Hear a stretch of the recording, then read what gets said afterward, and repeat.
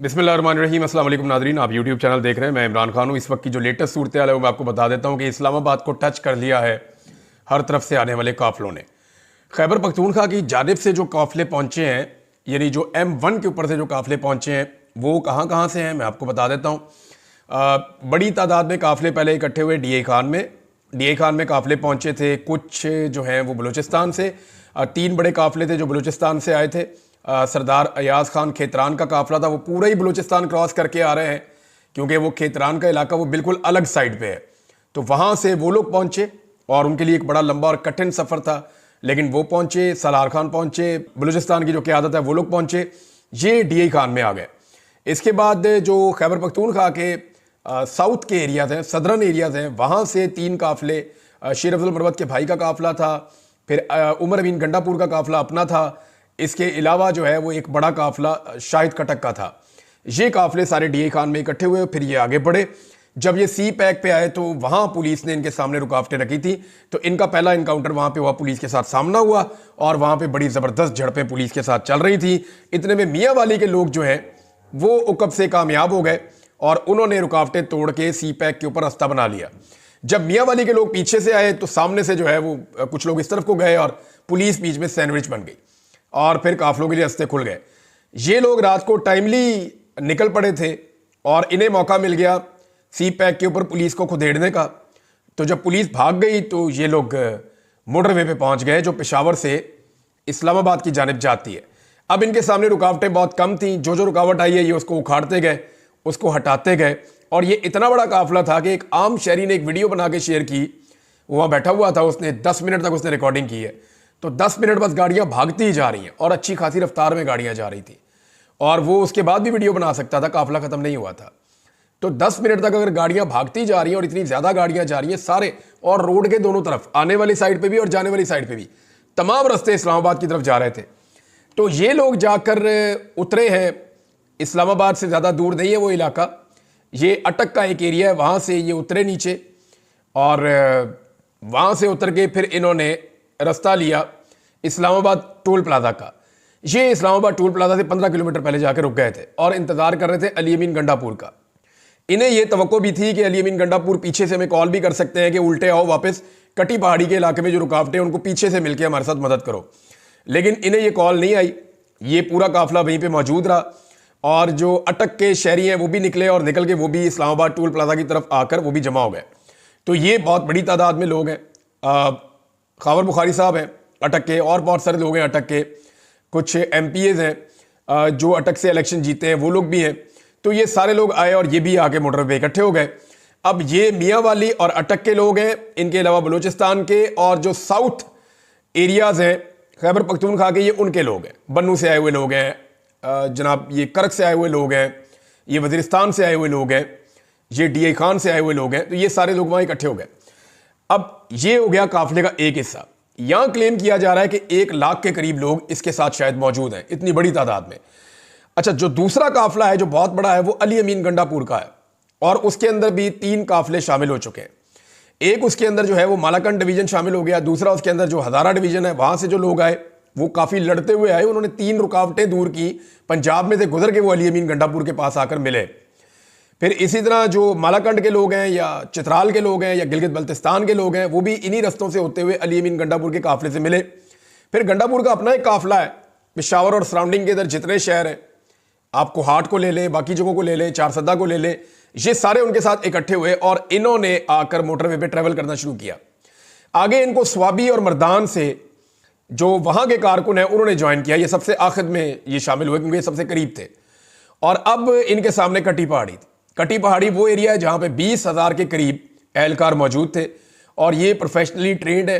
इन्होंने काफ़ी दिनों तैयारियां की हैं, बड़ी इन्होंने मैपिंग शैपिंग की है, हर चीज़ के हथियार जो इनको चाहिए थे वो इनको दिए गए हैं। इनके पास स्टन ग्रेनेड्स भी थे। ये स्टन ग्रेनेड जो होता है ना, मैंने पहले भी आपको एक दफ़ा बताया था, ये इस्तेमाल हो चुका है माजी में। ये एक ऐसा ग्रेनेड है जिसको, ये मिलिट्री ग्रेड वेपन है, इसको इस्तेमाल किया जाता है जब कोई तंगो तारीख गलियों में या बंद घरों के अंदर ऑपरेशन किया जाता है मिलिट्री की जानिब से, तो इस ग्रेनेड को पहले अंदर फेंकते हैं। आपने देखा होगा अक्सर फौजी पहले अंदर ग्रेनेड फेंकते हैं, उससे एक धमाका होता है, धुआं होता है, फिर वो अंदर दाखिल होकर अटैक कर देते हैं।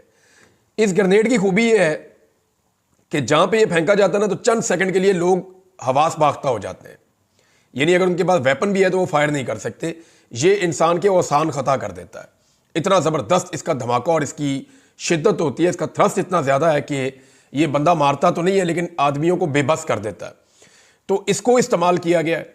बल्कि कुछ ग्रेनेड जो है, जो बाद में इन्होंने रिकवर किए वहाँ से पाकिस्तान तहरीक इंसाफ के कारकुनों ने, तो सुहेल अफरीदी ने निकाल कर दिखाए भी हैं सूबाई वजीर ने कि ये स्टन ग्रेनेड्स हैं और ये हमारे खिलाफ इस्तेमाल कर रही है रियासत, तो ये जुल्म है, ये हमारे साथ ना किया जाए। कुछ कारकुन जो है वो गिरफ्तार भी हुए पाकिस्तान तहरीक इंसाफ के, जो खैबर पख्तूनख्वा के काफिले के साथ आ रहे थे। तो उसके बदले में तहरीक इंसाफ के कारकुनों ने पुलिस वालों को यरगमाल बना लिया और फिर उनके साथ बातचीत करके पुलिस वाले छोड़ दिए और कारकुन जो है वो अपने वापस ले लिए। मौके के ऊपर ही फैसला हो गया, ना कोई अदालत ना कोई और चीज़। पुलिस वालों ने भी कहा ठीक है, अब अपने बंदे वापस लो, इनके बंदे छोड़ दो।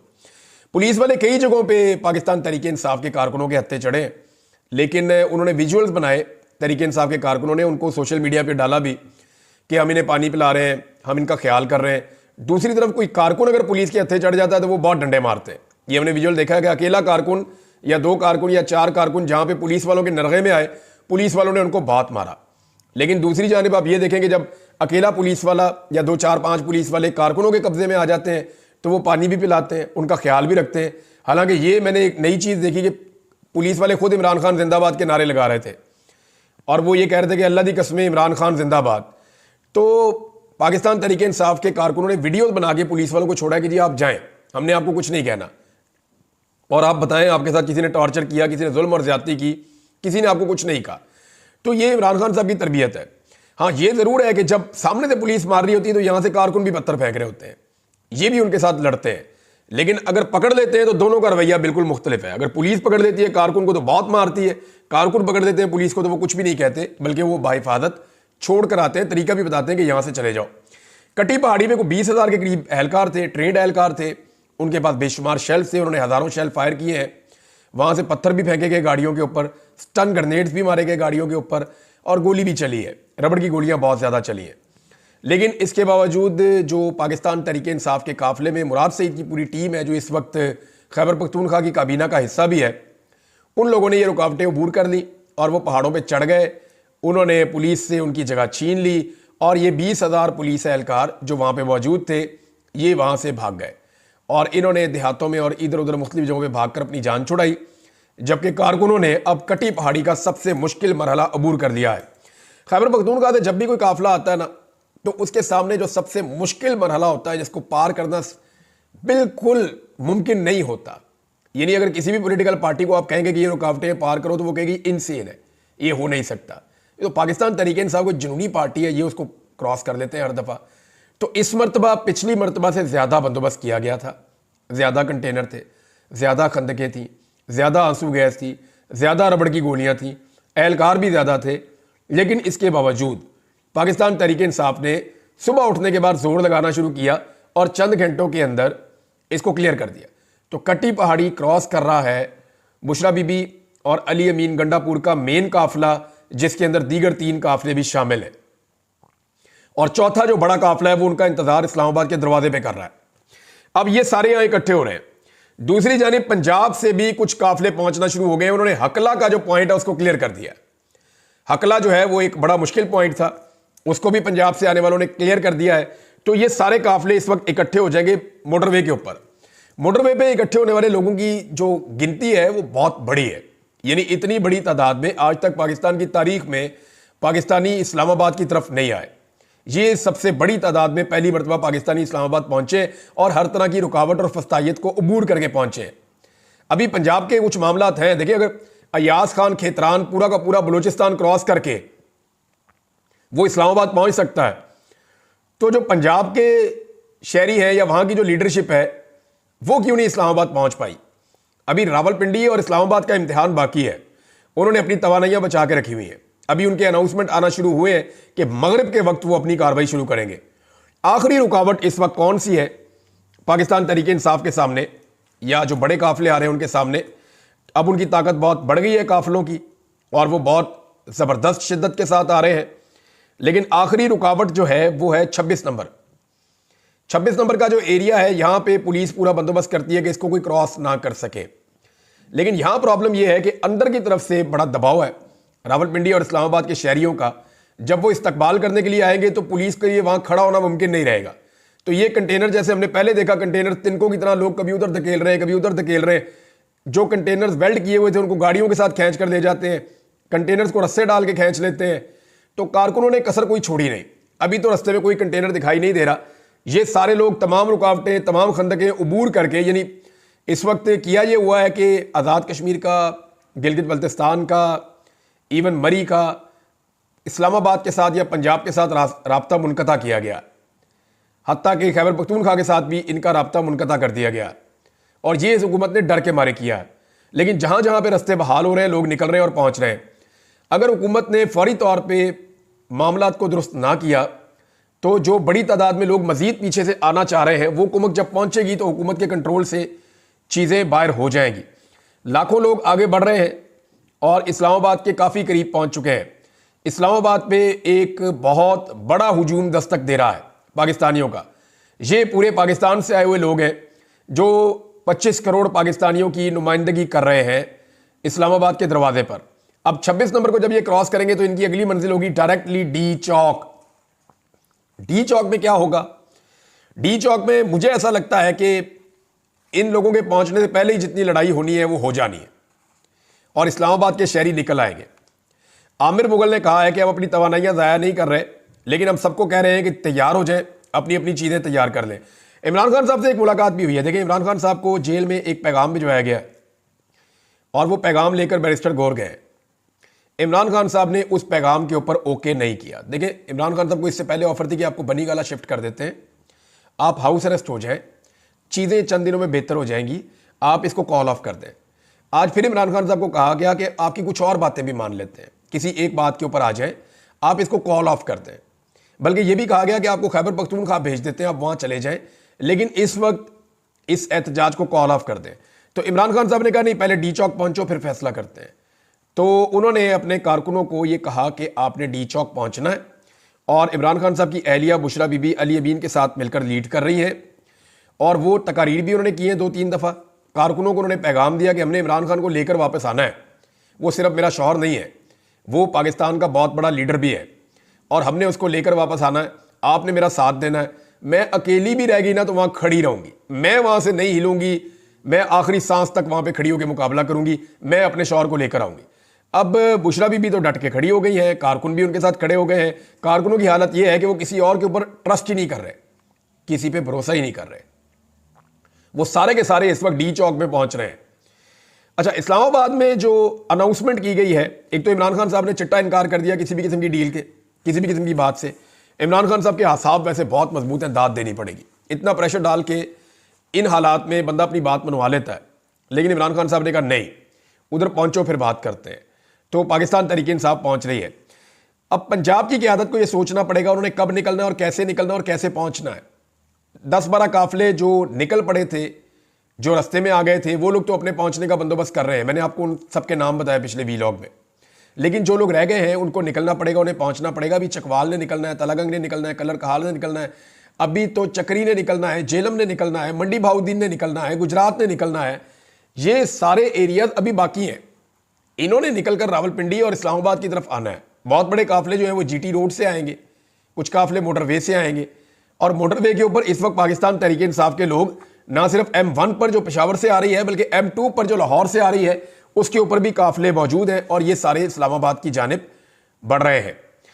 घंटे घंटे बाद जनाब हुकूमत की प्रेस कॉन्फ्रेंस हो रही है, उनकी घबराहट सबके सामने है, हुकूमत बहुत परेशान है और इमरान खान साहब अब ऐसा लगता है कि बाहर आ जाएंगे।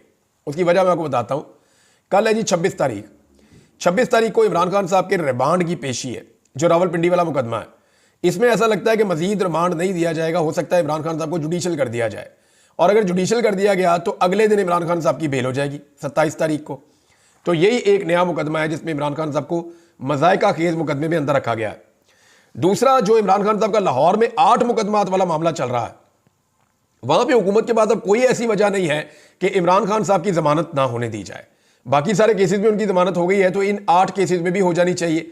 अगर 27 तारीख को इमरान खान साहब को इन 8 केसों में जमानत मिल जाती है और रावलपिंडी वाले एक में मिल जाती है, तो फिर इमरान खान साहब एक आज़ाद शहरी हैं, इसलिए कि इससे पहले के तमाम मुकदमात में इमरान खान साहब या तो बाइज्जत बरी हो चुके हैं, या उनकी सजा मुअत्तल हो चुकी है, या इमरान खान साहब जो है उनकी जमानत कंफर्म हो चुकी है।